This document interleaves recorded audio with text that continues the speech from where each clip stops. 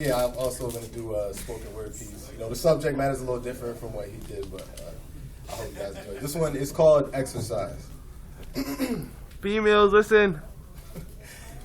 She needs to exercise. And every day while she's jogging for the longest in her head, she's been pleading because she's been possessed by this demon, fiending on her lust to the point that just the slightest gust of wind puts a little chill in her spine and that kink in her neck. And she hates when it attacks her in public because she knows she has to suck it up. But when she gets home, that tub is now a confession booth. But she doesn't have a priest to give her confessions to, so her idle time is spent praying on the small idol because it's the only thing she knows that can get inside and satisfy her. But after a while, that pseudo crucifix becomes useless because the demon gets used to it. So that's when she calls on me. She tells me, I need to be exorcised. And I'm far from a priest, but I do have a lot of experience with this demon with the demon by which she's being preyed on. So I set up a seance in a candlestick and flower petal littered room and assume the position. My hands on her wrist to constrain her. She's willing, but she fixes her lips to tell me that she's ready. So I put my hand on her lips to keep her from saying any more, and then I put my hand on her lips to keep her from saying any more. And at that point, the power of my hand is strong enough to make her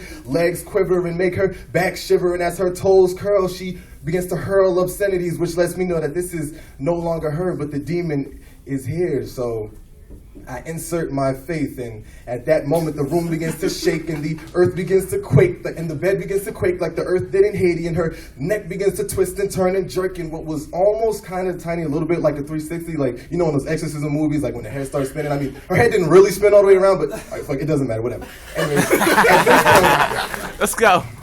and at this point, I can tell that her release is imminent. But not only can I see it in her eyes, but I can feel it in her thighs. That holy water is warding off any sign of that demon being less. And as she catches her release, it's like her chest is shot up to the ceiling as if her soul is being snatched out of it. And then it's silence. And all that's left is sighs of satisfaction and heavy breathing and a bed damn near off the hinges. She looks me in my eyes and says, thank you. And I look her back in her eyes and say, it was my pleasure.